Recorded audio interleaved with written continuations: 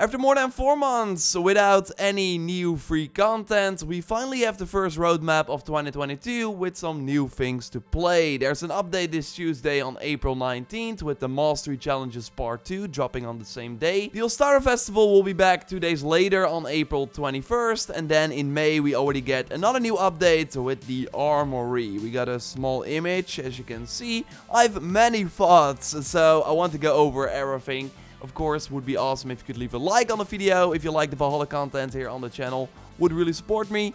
And let's go. Maybe you already spotted the brand new Mastery Challenge trophy on PlayStation earlier this week, which already hinted at the return of this mode from June 2021. Yes, that is when the first shrines and challenges were added. So now almost a full year later, we get part 2, which I don't think was the initial plan. But personally, I'm really excited for it. Like these challenges where you of course get a pre-selected loadout, which still seems to be the case. Looking at the clothing Eivor is wearing in this new shot, would really push you to use all your tools and special skills in order to get that gold medal. You would be forced to maybe play the game a bit different than you normally would. I do hope they are a bit less forgiving though, that making a single mistake doesn't rule out the max score.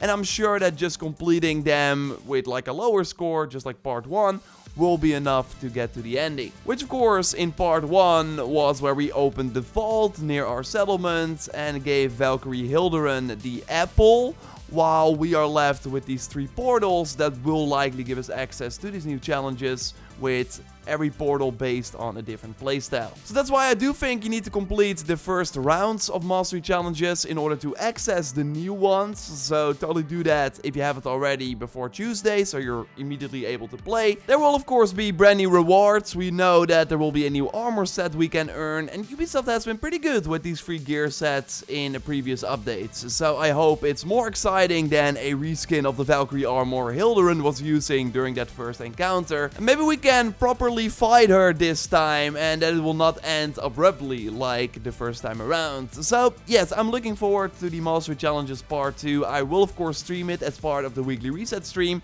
and maybe other times throughout the week as well. So subscribe to not miss those. And as always, I will also be live with the All-Star Festival. If the return of the Yule Festival teaches us anything, it's likely that we will have the same missions and activities, but new items in the festival shop. So even if you already did the content last year, there's still an incentive to engage with it again. I do hope that everyone can immediately play it though, because with the Yule Festival, everyone who already completed it last year saw nobody. So I hope they fix that for the All-Star Festival this time around. And I also hope we get a free sickle. It was always the plan to add new sickles and at least give 1 away for free, but right now we still only have 2 from the Druid's DLC. So I hope that changes on April 21st. Okay, so what about the Armory, the big May feature? A new settlement building we will likely get the moment we install the patch. The quality of the image is not amazing, but you do see 2 gear sets, the Thor armor with a shield and the Hidden One's armor with the Sepulchre axe and another shield. Now sure, it will already be pretty cool to just showcase your favorite armor sets and weapons in this building, but there has to be an extra purpose for this, right?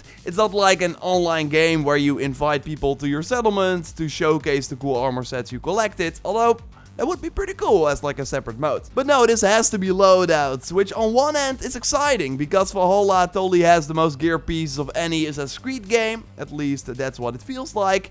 And scrolling through your window looking for the pieces you want to equip is a total pain. But I'm kind of scared that this being linked to a settlement building means that in order to change your loadout, you will have to return to your settlement and interact with one of the walls to change to those gear items, instead of being able to change it on the fly. Well, that is what you want, because then you can, for example, during stealth, use a stealth armor, and then when you are noticed, when you get into combat, you switch to your more melee focused build. This is how it worked in Odyssey, and even Far Cry 6 recently added a very similar feature. Maybe the armory walls change based on the loadouts you created in your menu, although I think that's wishful thinking, because using the transmog or changing your mount also has to be done at a specific vendor, while in the previous game you could also do that at any time in the menu. So that makes me think that we can only change our loadouts by returning to the settlements, but I hope I'm wrong about that, because we can of course also change gear on the fly right now, so that would really make the armory less of a feature, but we will see. And yeah, that is it. Maybe there's more as part of that May update, but they could not fit it on the roadmap or wanted to focus on the Mastery Challenges Part 2 right now. But so far, I'm just still not convinced that Year 2 will be substantial for Valhalla. Again, I really like the Mastery Challenges, so I'm happy that we finally get the second part. But if you did not like them the first time around, if you're not that type of player, then there's still nothing new for you to play after 4 months of no free content. So I'm just still of the mind that they will just ride this ship out and do some of the things they promised, like they could not leave the Master Challenges unresolved, same for the Tombs of the Fallen, so we will likely see that.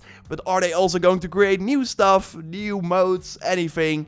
I'm not convinced yet. So there are other things we can expect soon as well. Of course, that Holy Night pack that got leaked a while back will likely be released on a Tuesday in the Helix shop. And I'm sure more Helix items will likely leak with the new update. And we know that the amazing Unibear is coming as a Connect challenge. Maybe this coming Thursday already, which then means that I will never change my mount again. And I'm sure they will give away more unique items via these Connect challenges, although please, no more back tattoos. It's okay, we had enough. Also good to note is that Dawn of Ragnarok, as predicted, is now on sale, 25% off. I still think it's a bit too high. It would have to go to like $25, $20 for me to say like, totally get it, it's worth it.